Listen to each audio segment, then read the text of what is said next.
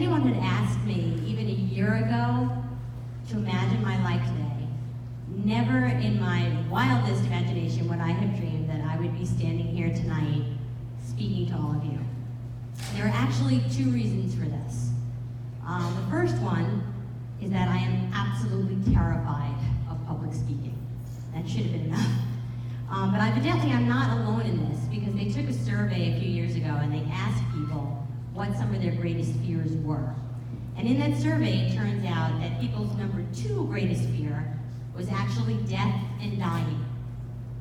And I don't know if you can guess what number 1 was. Number 1 was actually public speaking.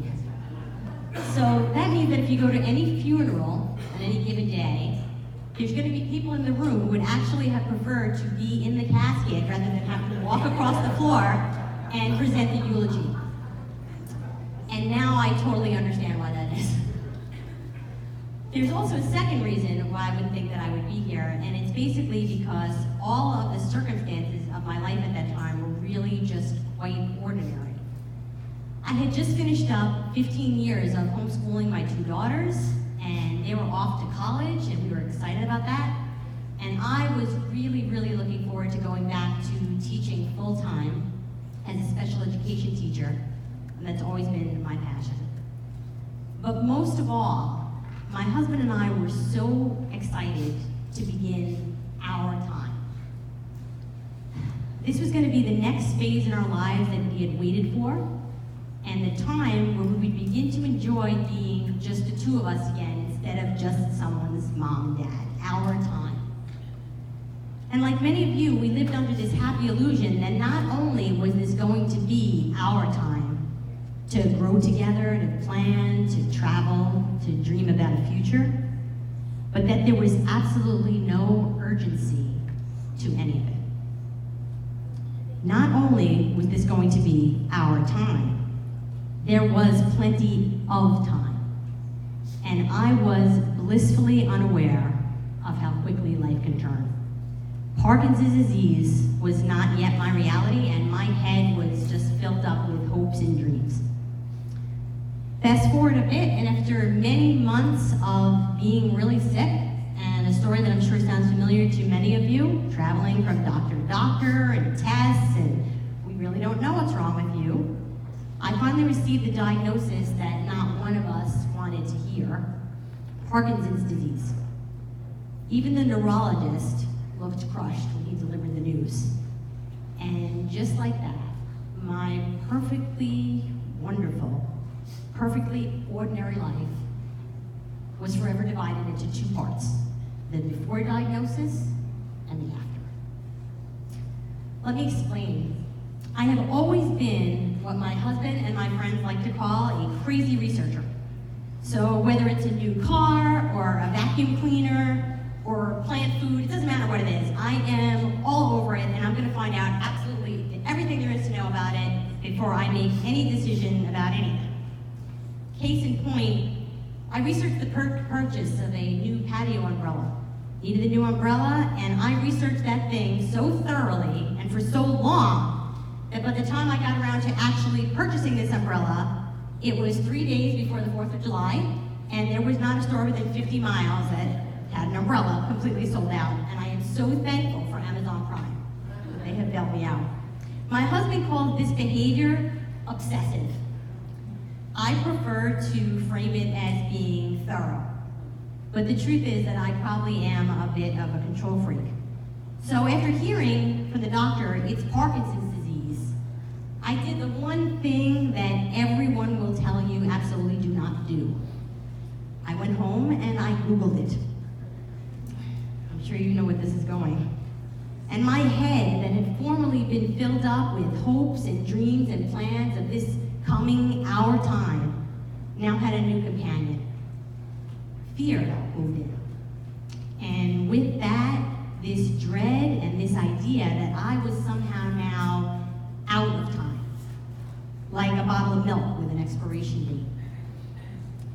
I know that not everybody in this room has faith or shares my faith, but it would really be impossible for me to explain to you how I went from feeling like that expired bottle of milk to to standing here now with a renewed optimism about the future that's ahead of me, without discussing the critical role that really the faith played in that journey for me.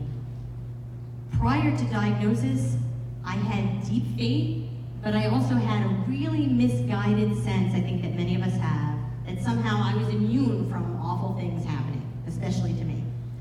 And this really, really shook me to the core.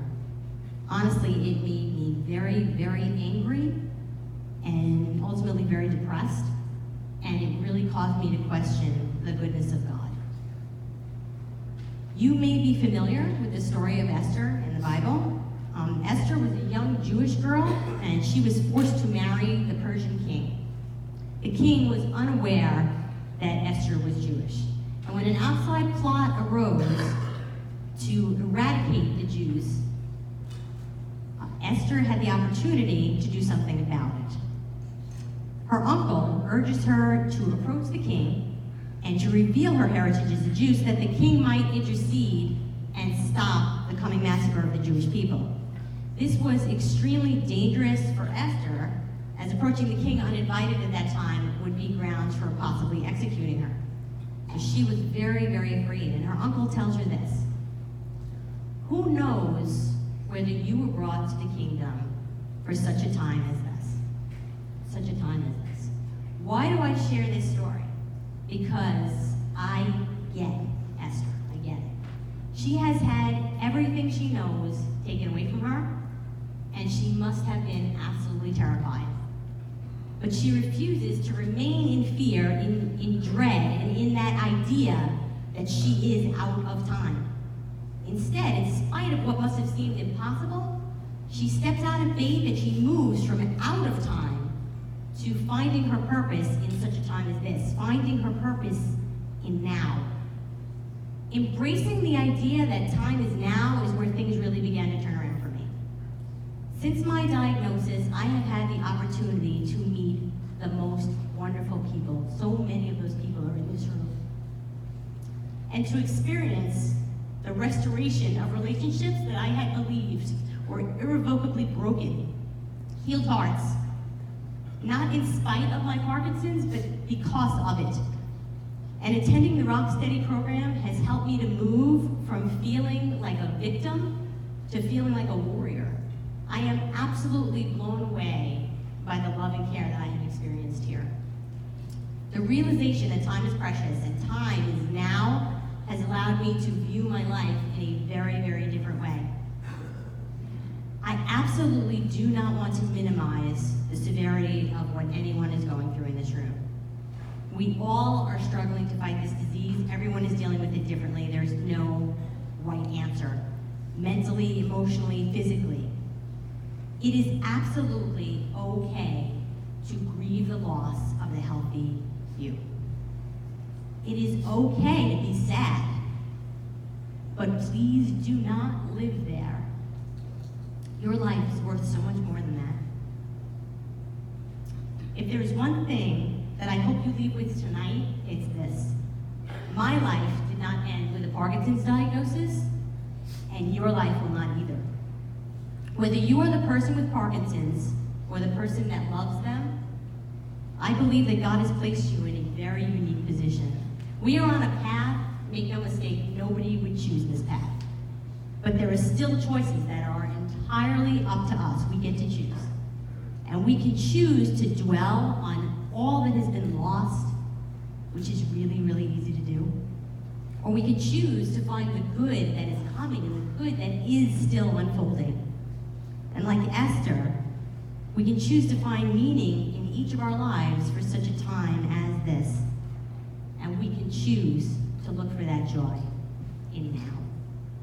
Thank you.